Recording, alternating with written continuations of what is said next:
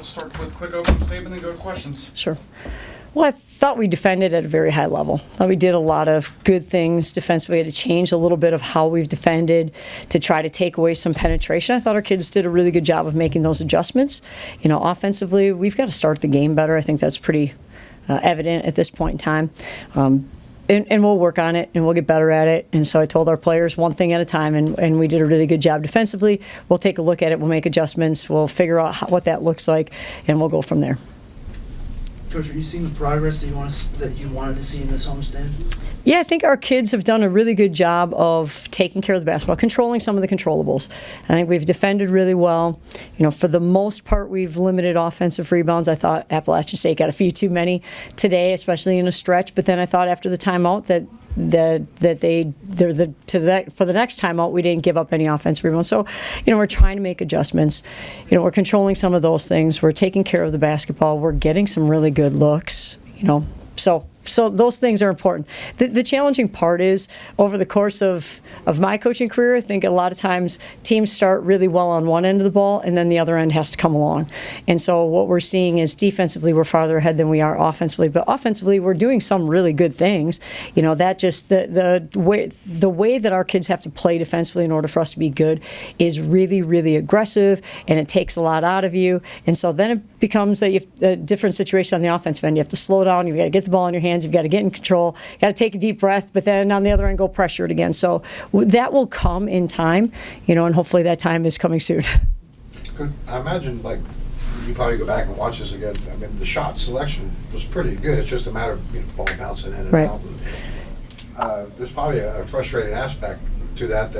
You're getting good shots or just not falling.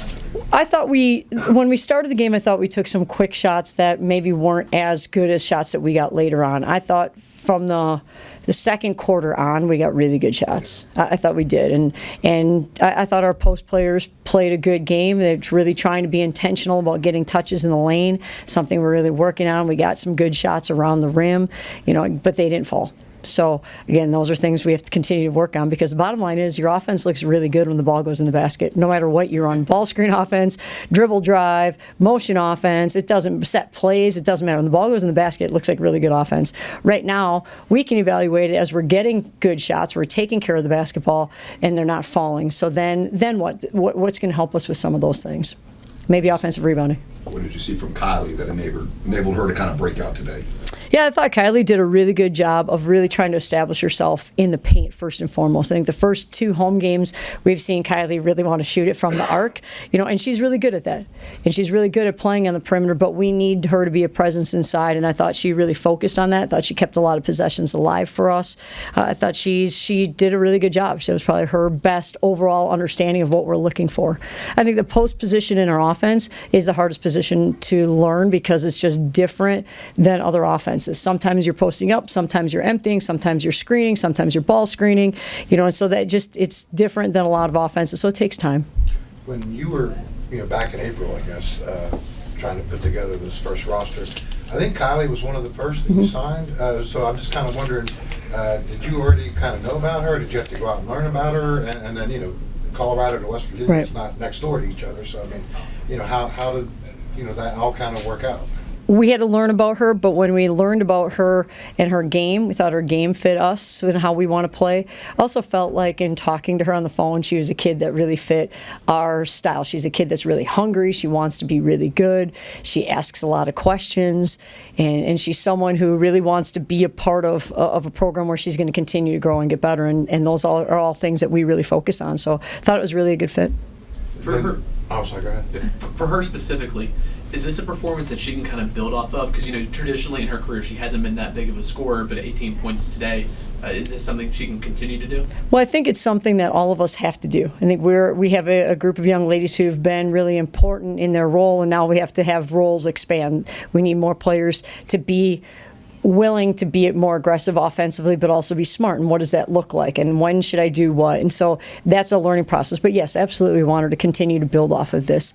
I think ultimately for us in our offense, having a post presence at the rim is important.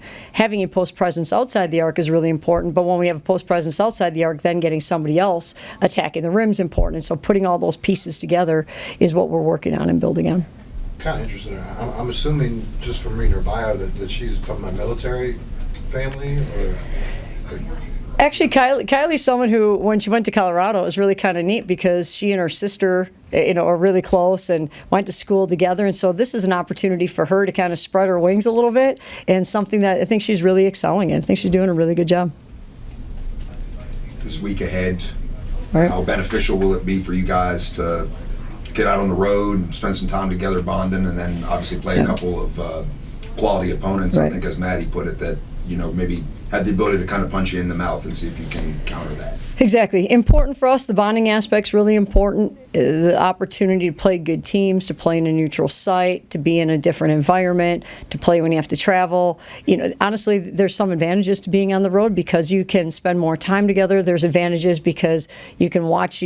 When we practice here, we may watch 15, 20 minutes of film. We may break it up during the course of practice. We may watch it before practice. When you're on the road, sometimes you have more time to watch and learn and understand, and sometimes that really helps you too.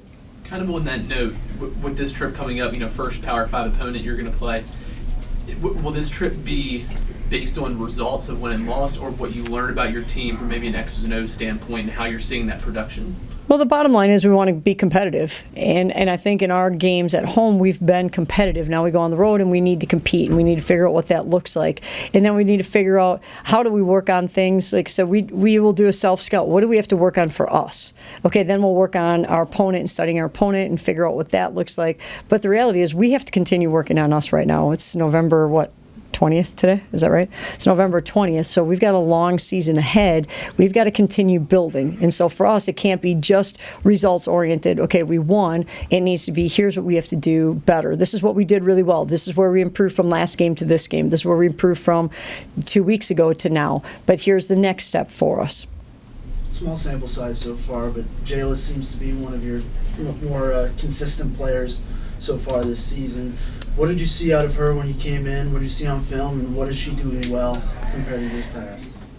In our offense, we would consider a player like Jayla a prototype, right? She can defend any position, really. Jayla, I think, is a very elite level defender. I think she can defend on the perimeter. I think she can defend inside. She rebounds well. She takes charges on the ball. She takes charges off the ball. Really working with her early on to stay down, keep kids in front, trust her athleticism, trust her toughness at the rim, and not foul. That's something we've really tried to put a premium on, is keeping teams away from the free throw line. Now, Appalachian State got there 19 times, so that we didn't do as good of a job with that. So I think Jayla's someone we look at on the defensive end and we say, man, she can do a lot of different things for us. On the offensive end, she can shoot it, she can handle it, she's aggressive, she wants to get to the rim, she offensive rebounds well. I think she fits, she can go post up and demand the ball inside. She can do a lot of things that are really good for us. And the reality is, for her, trying to get her to just slow down a little bit is really important, and see and recognize and let things open up and then attack. But that's hard to do because you're trying to play really hard. And again, you're wound up on the defensive end going really, really fast, and then you got to relax on the offensive end. Okay, now go attack. So that timing of that is something that will come. Kind of in a similar vein, Jayla plus Madison plus JJ, that trio is kind of the most experienced on this team within the program. How well does that trio play together, and how important is it to have three players like that can really play well? At least two of them on any given night. Right. I think it's important for us that they continue to continue to feed off each other and help each other, because it takes a lot of energy to play the way that we're playing, and it takes a lot out of you. And so I think they're doing a good job of starting our defense for us. Either Maddie or JJ typically is up kind of establishing our defense early. That takes a lot. Then we ask when they advance the basketball to sprint to the level of the ball and be in the next gap and be ready to make that next thing happen. On the offensive end, all three of them can shoot it, all three of them can handle it, all three of them can get to the rim, and so again, understanding when to just kind of let the offense work a little bit, when to really be in attack mode, because there are points in time when we need to just, like we said in the fourth quarter, at this point in time we need to learn how to play with the lead. And so our motion offense is good because we can get something quick, but we can also move it, we can swing it, we can attack it, and then we can get something a little bit later in the shot clock, so that we're not just giving them opportunities to push it in transition again. So learning how to run our motion offense is really really important for us, and I think they're figuring it out at this point in time. Then it's a matter of, okay, this team's switching screens, now they're not switching screens, now they're switching some screens but not other screens. Where is our advantage, and how do we get to that point? And those are all things that you learn as time goes on. Couple games in here, you've sung Country Roads with the student section and with the pep band now. Right. And you're pretty quick to get out to where you're going for Country Roads. Let's say that again, quick, right? Yeah, Really quick. Thank very you. quick, Yes, yeah. thank you. Appreciate it. Motivation behind that? We have some great fans. Yeah, I think our student section has been incredible. It was great the first Thursday night game that we had. Then we had an education day and then a Sunday afternoon game. So a little bit harder with student section, but we're working to build it. And they've been here. They had a group here that I think some of them missed their class on Thursday for our education game and asked for a pass. So we'll have to make sure that they're taken care of. But then also we're here again today. Our pep band's great. It's a big pep band, and they're loud, and they can. You know what I told our team in the locker room after the game? Most of the time, like I played in the pep band and I can't sing. I play the saxophone, right? So pep bands aren't really always known to really have great voices because they play instruments that are not singing. Our pep band can sing. They're really talented. And they sing loud and on key. Like I wasn't on key and they didn't care. We just sang it loud. So I think it's important that our fans understand how important they are to us. It really helps. We want to build this into a great home crowd and the environment. And I thought, I don't even know what our students were yelling again in the fourth quarter with about 3 or 4 minutes to go. But whatever it was, it must have been pretty funny because everybody was laughing around them. So I've got to tune in a little bit better to hear them. But they're getting after it. They're engaged and they're having a lot of fun. You kind of changed up the rotations a little bit today, getting Isis in a little early. Yep. Is that just stuff you're seeing in practice, or are you still just kind of tinkering a little bit? Well, we really needed to establish ourselves. We felt it was really important in this game to establish ourselves inside. We were trying to figure out who could do that. And I think Isis is someone that in that spot really did a good job. And now what we're learning, Kylie's getting better at it. Tavi did a better job of it. Messiah was in doing some of it. And then Isis, you think, well, if you're switching some ball screens, because this is a team that wants to get to the rim, so they're using some ball screens to get to the rim, can those kids all defend on the perimeter? And I thought our post kids did a pretty good job of understanding it. And then there are things that happen in the game. We're switching ball screens, but they set the ball screen, 4-6 feet outside the arc. Well, that's when we don't have to switch. Regardless of what other ball screen coverage we're in, we don't have to switch that. But understanding all those things, we haven't even gotten to practice all those kind of things. And so I thought our post kids did a really good job defensively. That was a hard matchup for us on the defensive end, and I thought they did a really good job. Excited to go to Mexico? We are, yeah, we're excited about it. Good opportunity for us again to continue growing, continue learning. It's a great tournament, it's a great setup. So I've been to it before. It's a first-class event, so looking forward to it. Got to go pack bags, though, so we'll see you guys later. Thank you.